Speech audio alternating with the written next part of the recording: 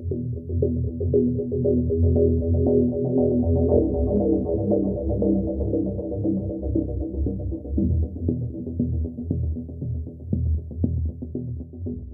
2019, a college student returned home for a quick visit and a stop at a storage unit before returning back to his apartment, after which he was never seen again. What would happen next would stump the family and Canadian officials to this day. And why would the only clue turn up over 700 miles away? Hey everyone, welcome back to my channel. I am Sarah at the Eerie Collective, where we discuss unsolved and solved cases of all kinds with a few mysteries thrown in here and there.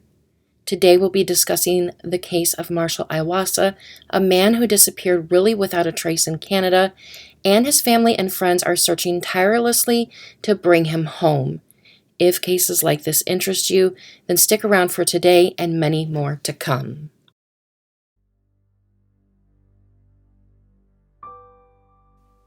Marshal Iwaasa was born January 3, 1993 in Lethbridge, Alberta, Canada. He has an older sister named Paige, and his mom's name is Tammy. Marshal is described as a sweet, kind-hearted, and gentle soul. Marshal was quite active as a kid, and as a teenager, he played football and rugby. His mom, Tammy, said that Marshal played football as a kid, and he really liked it, but wanted to quit. He told his mom that he wanted to quit because he didn't want to hurt anyone when he had to tackle them. Marshal wasn't the most popular kid, but he did have a lot of friends throughout his life and even into adulthood. Marshal was not described as a partier, but he did go to the occasional party. And his group of friends were known as good kids. Marshal loved the outdoors, like going camping and kayaking. He also liked working out and bodybuilding. Because of that, he was a physically fit man. He lived with friends in Lethbridge up until he started college in the fall of 2018, and while living in Lethbridge, Marshal held various manual labor jobs like working on power lines. Marshal went to his mother one day and told her that he didn't think it was a good idea to work physically laborious jobs his entire life. He said he didn't think that it was good for his body, so he wanted to enroll in college. Marshal then enrolled into the Southern Alberta Institute of Technology in Calgary and wanted to major in software development. He moved into a basement apartment with a family that lived upstairs in Calgary. Marshal and his sister Paige had an extremely close relationship. Paige had moved to Hawaii about 6 years before Marshal's disappearance, but that didn't cause them to drift apart in the slightest. Marshal would visit every Christmas, and Paige would return to Canada in the summers to visit. Once Marshal moved to Calgary, Paige and Marshal didn't talk as often, but they still talked a lot. That didn't concern Paige. She knew that everything was all right because college can take up a lot of your time. Marshal and Paige also shared a storage unit together that was located in Lethbridge, and it was open 24 hours. They kept the typical storage unit items in there, like camping gear, tools, Christmas decorations, and other various household items, and they each had a separate code to get into the facility after hours. Now, this is an important tidbit information I'll go over more later on. In the summer of 2019, Paige traveled to Lethbridge for a family reunion, and at that time, Marshal had completed 2 semesters of college. At the time of the reunion, Paige was under the impression that Marshal would return to college in the fall of 2019. Marshal was placed on academic probation after his 2nd semester, but no one knew this. Paige said that she noticed that while she was home, that Marshal seemed to avoid certain questions and that he dropped hints here and there that he might not continue with college. Paige stated, "We kind of just left it at that whenever he was ready to tell us. We really didn't look too much into it. We just kind of let it be how it was." And I completely get this. He is a 26-year-old man that has lived out on his own for years. You don't always necessarily go running home with all of your problems when you're an adult. He seemed like the type of guy that went with the flow and that he thought things would just work itself out. On November 17th, 2019, Marshall spent the day working on housework and doing laundry at his apartment. He had also spent some time that day working on his passion project. Marshall had been working on a video game that he had been writing, and he had spent over 800 hours working on this project. Around 7 p.m., Marshall drove his 2009 dark blue GMC Sienna truck to Lethbridge, about 2 hours away, to his mother's house to help her with some computer issues. During his visit, his mom Tammy had said that he was acting like his usual self. He wasn't acting nervous or rushed or anything like that. Marshall worked on his mother's computer for about an hour and a half, and then he wanted to leave at about 11 p.m. Tammy asked Marshall to stay the night because it was late and he had a long drive ahead of him. Marshall insisted he needed to leave because he wanted to stop at the storage unit on the way back home. Like I had stated, the storage unit was a 24-hour facility, but from 11 p.m. to 6 a.m., the facility was locked. If you had a code, you could get in and into your storage unit. Paige and Marshall had their own codes to get inside. Marshall arrived at the storage unit at about 11:30 p.m. and tried his code but couldn't get in. He tried multiple times at first and throughout the night, and he still couldn't get in. Marshall then waited at the storage unit inside of his car until the storage unit opened at 6 a.m. to gain access. Once Marshall was inside his and his sister's storage unit, he was there for about 2.5 hours on the morning of November 18th. In an interview with the Bridge City News, Cassie Iwaasa, Marshall's cousin, stated it was believed that Marshall was at the storage unit to retrieve a box with a computer part in it.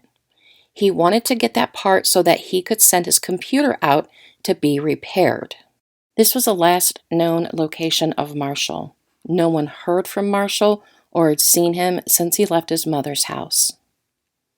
Shortly after the visit with Tammy, Marshall's mother traveled to Hawaii to visit Paige. Everyone continued on like nothing had happened because nothing unusual at first seemed to be happening. It wasn't unusual for Marshall's family to not hear from Marshall for a week since he was in the middle of a semester at school.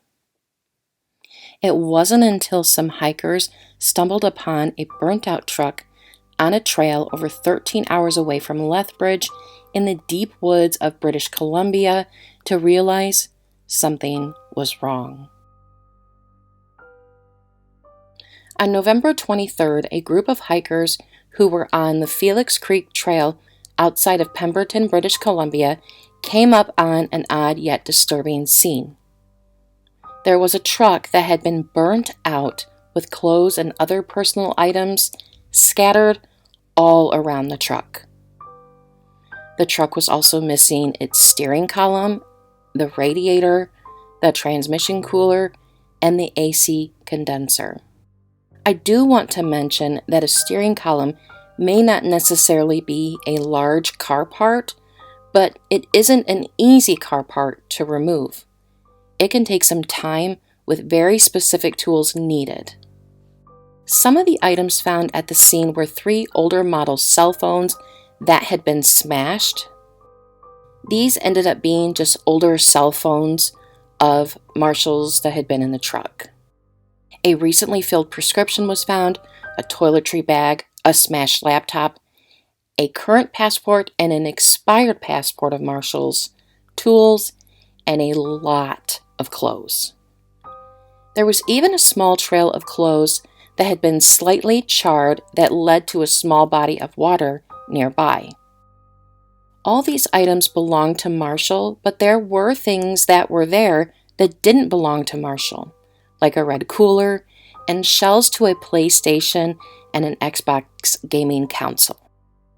There were, however, a few things of Marshall's that were missing: a school-issued laptop, a Samsung Galaxy S6 cell phone, which was his most recent cell phone, a backpack, his wallet, and his contacts. It was also unusual because of how remote the location was. The specific location was near the Brian Waddington hut and cannot be found with a GPS. The truck was a 2 to 3 hour hike away from the nearest trailhead and was also about 12.5 miles away from the nearest road. The only way a vehicle can access the location is with a 4x4 terrain vehicle that can handle going over specific terrain like boulders and small bodies of water. Among the hikers was James Stark. He took pictures of the truck and the entire scene. He posted photos to a local hiking Facebook group called South Coast Touring. He wanted to warn other hikers that might be passing through the area, telling them that it was probably a good idea to stay away. He posted, "Had a crazy experience this weekend trying to get to the Brian Waddington hut.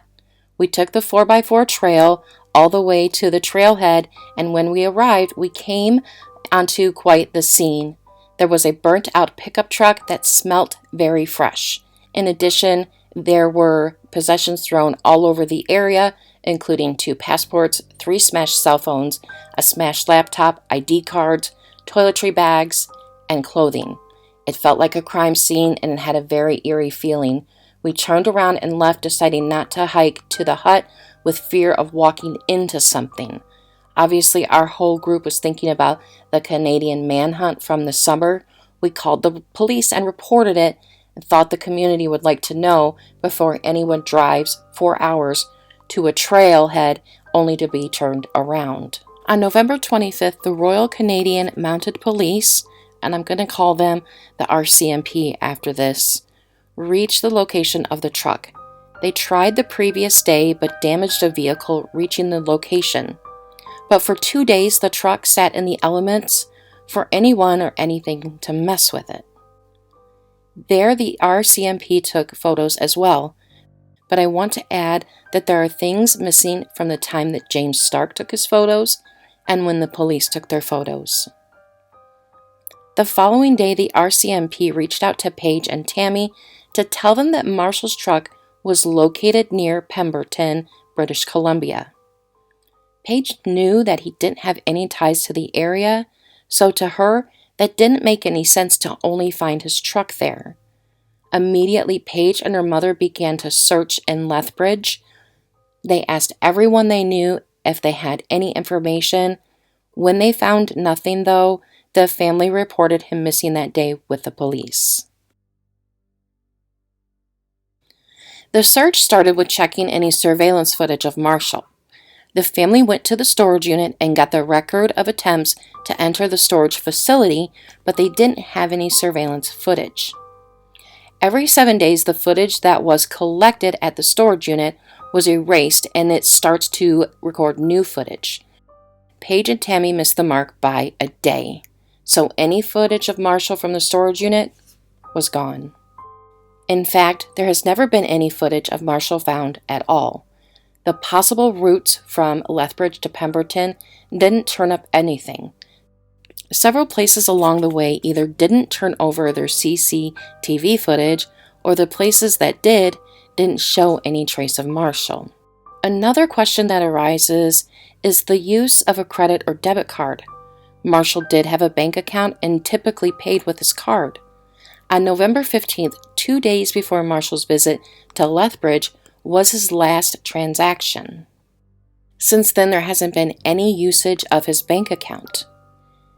If you have ever taken a trip longer than 12 plus hours by car, you know you absolutely have to stop and fill up for gas.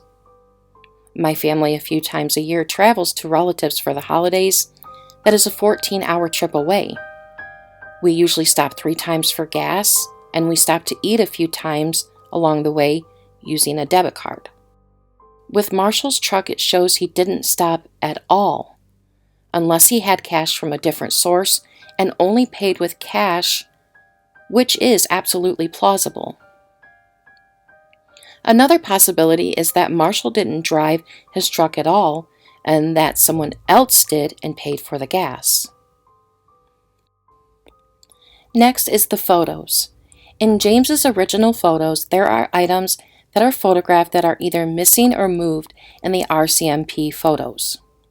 So much could have happened during those 2 days. So what happened to those things? It's very possible that someone came along and just looked through the items and took some of them. There were also 2 shells of a PlayStation and an Xbox. They were only the outer casings, so there was no identifying information in those items. At first, Paige identified them as Marshal's, but when she went to clean out his apartment in Calgary, there was his PlayStation and Xbox, so they couldn't have been his. Another question is, where are the car parts? There was no trace of the steering column, the radiator, the transmission cooler, or the AC condenser having been burnt. So were they removed at the scene and taken out with the other parts, or were they removed prior and the truck was taken there but not driven? Paige stated in an interview with Canada Unsolved that the RCMP confirmed they did not take those car parts. After the RCMP reached the truck on the 25th of November, they began their search, but that only lasted for 5 days. The search was called off on December 4th due to the weather. The scene was not secured though, but they did collect the electronics and forensically process them where it was possible. It was also stated that there was no usable fingerprints found at the scene. After this, the RCMP turned the investigation over to the Lethbridge Police Service. On January 25th and January 26th, a search was conducted at the Helen Schuler Nature Center in Lethbridge, and they used canines and drones used to aid in the search, but nothing turned up. There weren't any more searches conducted until May, and on May 21st and 22nd, a search was conducted back at the truck in Pemberton with cadaver dogs, but this was 5 months after his disappearance. This could have been because of the pandemic or the weather in the backcountry, but it was 5 months after Marshal's truck was burnt that the search was made. And the cadaver dogs, they didn't find anything. In June of 2020, the RCMP fire investigator was taken to the truck to conduct testing along with the RCMP, the Lethbridge Police, search and rescue personnel, members of the Canadian Search and Disaster Dogs Association, and helicopters. They searched for 2 more days but ultimately ended their search. The fire investigator also eventually concluded that the fire in the truck was accidental but suspicious and not criminal. They also concluded that Marshal was the only one present during the fire. In July of 2020, Marshal's family decided to travel from Lethbridge to the site of the truck with the help of 4 Low, BC, to provide assistance with all-terrain vehicles to get to the location. It took the family 30 hours to complete this trip. They also brought with them their own private fire investigator. The private fire investigator at the truck found the scene peculiar. One thing he found was the floorboards of the truck were filled with fire debris. It appeared to him that the material had not been taken by the police to sift through. There could have been human remains in that debris if Marshal had died in the fire of the truck. The investigator easily concluded that the fire had started in the front passenger floorboard, which he wouldn't classify the fire as accidental. He stated that an accidental fire would start in the engine or under the hood somewhere. He also found in the floorboard a Zippo lighter with the top flipped open. Given the fact that the fire started in the floorboard and he found an open Zippo nearby, the fire investigator confidently concluded that the cause of the fire was arson. With this evidence, the family started an online petition to get the case classified as a criminal matter, because the Lethbridge police had not treated it as such. This is the Lethbridge police's partial response to the petition started by the Iwaasa family. From the onset of the missing person investigation, Iwaasa's disappearance has been considered suspicious. However, as previously stated, there is no credible, corroborated, or compelling evidence to suggest foul play or that the matter is criminal in nature. Not all information and evidence in this case has been or can be shared publicly or with the Iwaasa family in order to protect the integrity of the ongoing investigation. LPS is aware of an online petition initiated by the Iwaasa family to have the missing person case reclassified as criminal. However, in order for any investigation to be deemed criminal, there must be evidence to support that a crime has occurred. With respect to the Iwaasa investigation, there is no such evidence and the matter cannot be reclassified at this time. No further comments or interviews will be provided in relation to this matter. At the time of that public release, the details of the fire report had not been released. After this, the case came to a standstill, although the family is still fighting to get Marshal's case pushed to a criminal case. With a criminal case, more resources are available and a more thorough investigation can take place, but until that happens, the Lethbridge police say it's a suspicious case but will remain open. On October 15th, 2023, Marshal's truck was cut into pieces and removed from the Felix Creek Trail. The pieces were taken to a landfill by a club called the Varsity Outdoors Club. They are a club that clean up and maintain trails. In an interview, the reason for removal was for a few different reasons. It was becoming an environmental hazard with fluids still leaking on the ground. It was becoming a trash site where people were discarding their trash there and people would pose in disrespectful poses at the truck. Marshal's family didn't find out until after the fact that the truck was removed and they were pretty upset. 3 days after Marshal's truck was found, another man named Daniel Rios from Squamish, British Columbia, about an hour away from Pemberton, went missing. Daniel Rios wasn't reported as missing until January 2020, but the last time he was seen was 3 days after Marshal's truck was found. Now, I'm not going to go into much about Daniel's life, but I do believe that it is important to bring him up. Daniel is a member of the indigenous Squamish First Nation. He is 5'9", weighs 150 pounds, and has brown hair and brown eyes. He was last seen walking down the steps of his aunt's back deck. He had been acting strange earlier that day, and it was believed that he was high on some type of substance. His car was found later that night running with his cell phone inside, but Daniel was nowhere to be found. So what's the possible connection between the two men? Not all the items found at the site of Marshal's truck were actually Marshal's. As the pictures of the site of Marshal's truck were released by Marshal's family, members of Daniel's family began to identify some of the belongings were in fact Daniel's. There was a red cooler that was found at the scene, not belonging to Marshal, but it had the name Cody Lewis written on it. Daniel had a cousin named Cody Lewis, and Daniel had been known to occasionally borrow things that weren't his from family and friends. Then a witness came forward. A local person claimed to have seen Daniel and Marshal with a third unknown man at a bar called That Irish Place in Squamish. The witness stated he spoke to Daniel but didn't speak with Marshal. He also mentioned in a Facebook comment that he knew of Daniel and spoke with him outside in the parking lot while they smoked a cigarette together.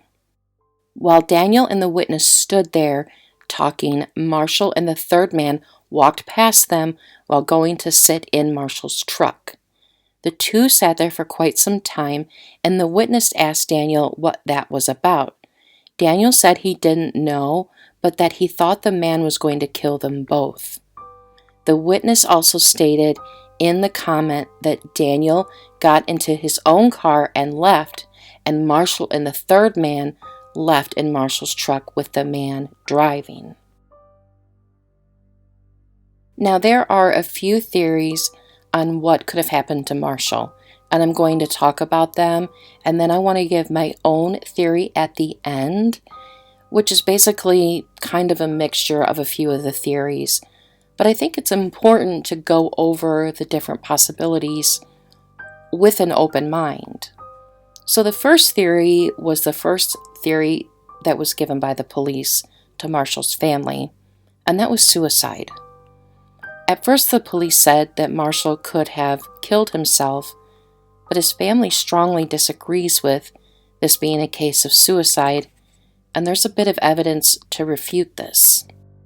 So I talked about earlier that Marshall had a passion project that he put some serious work into writing a video game, and that he spent the day he disappeared putting work into that passion project. So I don't think he would have killed himself if he had worked so much on that passion project. He had also filled a prescription 2 days before that. He's not going to fill a prescription, I don't think, if he's just going to go ahead and kill himself. So I think that's some strong evidence to refute the suicide theory. So for theory number 2 is self-disappearance. When adults disappear, this is always a strong possibility. There are many cases where people leave everything behind, including their families, and start over somewhere new. There are even cases where people leave it all behind and live a life off the grid.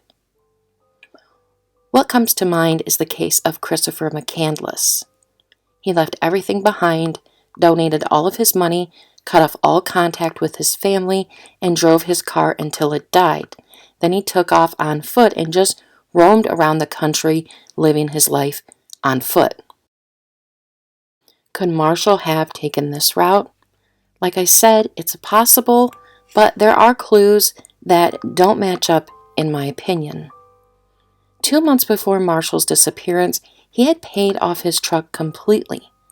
Why would Marshall drive his truck that he had just worked really hard paying off into the backcountry of British Columbia, set it on fire, and then just walk away? To me, that doesn't really add up. You really wouldn't even need to set your truck on fire. You could just drive it somewhere, park it, and then walk away. Earlier we talked about some items of Marshall's that were missing: a laptop, a phone, a backpack, and his contacts. These items haven't been found. If someone were to walk away and live deep in the backcountry of Canada, I don't think they would need their computer or a cell phone. Now, a few things I want to mention. If this was Marshall's plan, he could have pawned his computer and cell phone for cash and used that cash to get as far as he could. That way, people couldn't trace him. But Paige, his sister, has been so diligent in her search for her brother and has checked many pawn shops throughout Canada for anything of Marshall's, and nothing has turned up. I also want to mention that no activity has ever been reported on Marshall's cell phone since his disappearance. So, like I said, there are aspects of this theory that just don't make a whole lot of sense. The next theory is the drug trade, or just being involved in taking drugs. A lot of people, and I mean a lot of people online, seem to think that this is another plausible theory. The shells of the gaming systems could have held contraband, the sighting in Squamish could have been him moving drugs, and him staying outside the storage unit all night long could have been him holding items in the storage unit to then move them. While some of the questions in this case are answered in this theory, Marshall's family strongly disagrees with this theory, and I do too. There is zero evidence, in my opinion, that Marshal was involved with drugs. And with this theory, something sticks out in my mind.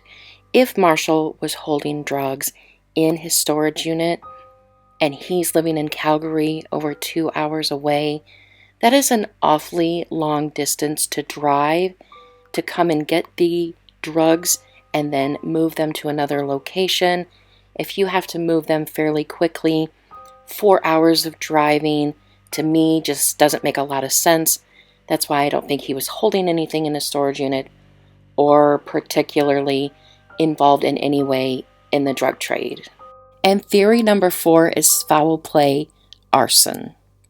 With the evidence from the independent fire investigator stating that the cause of the truck fire is arson, that would segue into the foul play theory. It is possible that Marshal's life was taken and the truck was dumped in an extremely remote location and then set on fire to cover any evidence, but we don't know why. Now, I know interjecting one's personal opinion on true crime videos and podcasts isn't exactly everyone's favorite. Most people just want to hear the facts, and I'm the same way. But with a case shrouded in such mystery, I think I am just thinking out loud here with some critical thinking and stating what I think this is the most likely scenario more than anything. So I tend to agree with theory number 4 as foul play. So this is all allegedly. Of course, I do not know what happened to Marshal, but this is my plausible theory. So I think Marshal went to his storage unit, of course, after leaving his mom's house to pick up that computer part. His cousin stated in that interview that I mentioned earlier that this was really important to him, so that's why he stopped there so late at night. Once he got there, he couldn't remember the code. It had been a while since he had been there, so it's not uncommon to not remember the code completely. I think Marshal caught the attention of someone that wanted to rob another person getting into their storage unit at night. People going to storage units at 11:30 or midnight do get robbed, so it's a possibility. So I think Marshal was actually forced to stay there all night long by whoever had the intention of committing a robbery of a storage unit.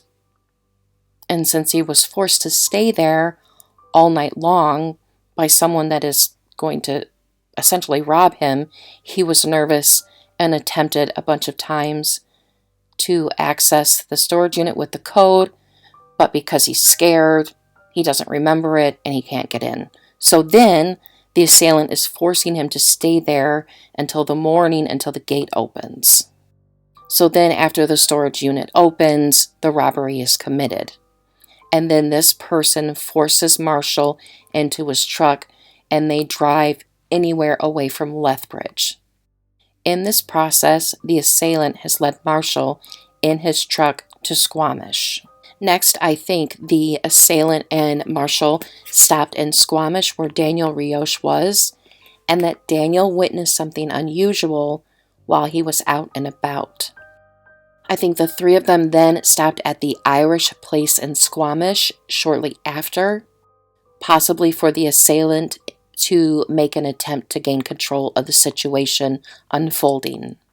Then I think the assailant is still holding Marshal and Daniel hostage, essentially, when they left the Irish place. Then after the three of them left the Irish place, I think the assailant needed to end the situation, ended Marshal and Daniel's life, and left their bodies in a location that isn't in Lethbridge and wasn't where the truck was found. Then I think the assailant drove the truck deep into the woods near Pemberton, ransacked the belongings, and then torched the truck. Is this what really happened? It makes the most sense to me, but I really hope that Marshal is found and that the family gets closure. Marshal Iwaasa was 26 years old at the time of his disappearance. He's 5'11", 170 pounds, with brown hair and brown eyes. He has some distinctive tattoos that can also help identify him. On his left arm, he has a Japanese fish half sleeve with a flower and Japanese writing. On the left side of his chest, he has a samurai tiger. And on the right side of his chest, he has a wolf head with a sheep cover. Marshal was last seen on the evening of November 17th, 2019, and his truck was found in Pemberton, British Columbia on November 23rd, 2019. If you have any information leading to the location of Marshal, or if you have any security or dash cam footage from the area, please turn it over to the Lethbridge Police or Crime Stoppers. The Lethbridge Police Department number is 403-328-4444, or you can submit your tips to p3tips.com.